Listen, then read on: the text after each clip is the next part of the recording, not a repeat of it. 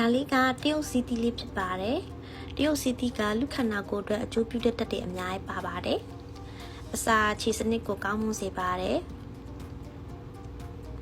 တရုတ်စီတီလေးရဲ့ကိုဂျီဘယ်ရီလေးရဲ့ချီယာစီရဲ့၃မျိုးပေါင်းပြီးတောက်မယ်ဆိုလို့ရှိရင်1 drink အပူပုတ်တွေကိုကြားစေပါတယ်1ချုပ်ချင်းကိုတတစေတယ်မျက်လုံးအားကောင်းစေတယ်အသားရည်ကြည်လင်တောက်ပါစေတယ်ပေါ့နော်ဒါတွေကတော့ကိုဂျီဘယ်ရီဖြစ်ပါတယ်ကိုဂျီဘယ်ရီရဲ့တရုတ်စီတီရဲ့ချီယာစီရဲ့၃မျိုးပေါင်းပြီးတော့မှာထားတာပါ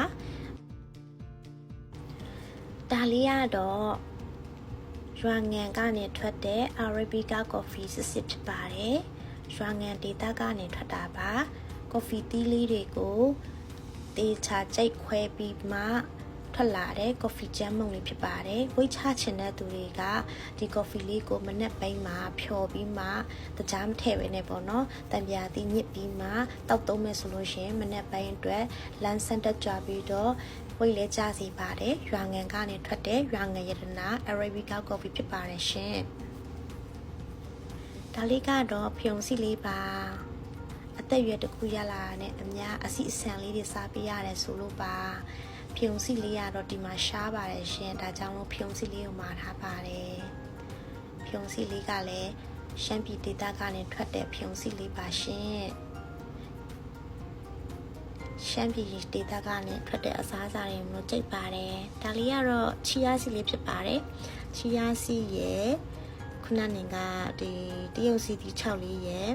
ကိုဂျီဘယ်ရီလေးရဲ့၃မျိုးပေါက်ပြီးတော့တောက်ပါမယ်ရှင်နောက်တစ်ခုကကြံပါသေးတယ်ဒါကဂျူပဲပုတ်ကြော်ပေါ့နော်မနက်ကမှဖောက်စားလိုက်တာပါဂျူပဲပုတ်ကြော်နှစ်ထုပ်ပါနှစ်ထုပ်ကိုတစ်ထုပ်နီးပါးကုန်သွားပါတယ်ထမင်းပူပူလေးနဲ့စားတာပါဂျူးရဲ့ပဲပုတ်ရဲ့ကြော်ထားတာလေးပါစားလို့ကောင်းပါတယ်အရန်ကြိတ်ပါတယ်ရှင်ဂျူးမြစ်လေးကတော့ပင်တရာဒေတာကနေထွက်တဲ့ဂျူးမြစ်လေးပါပဲပုတ်နဲ့ကြော်ထားတာပါရှင်ဒါလေးကတော့ရှမ်းပြည်ကနေပို့လိုက်တဲ့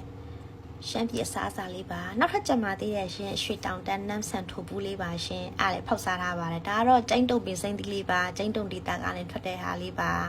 ကဲအားလုံးကျေးဇူးတင်ပါတယ်ရှင်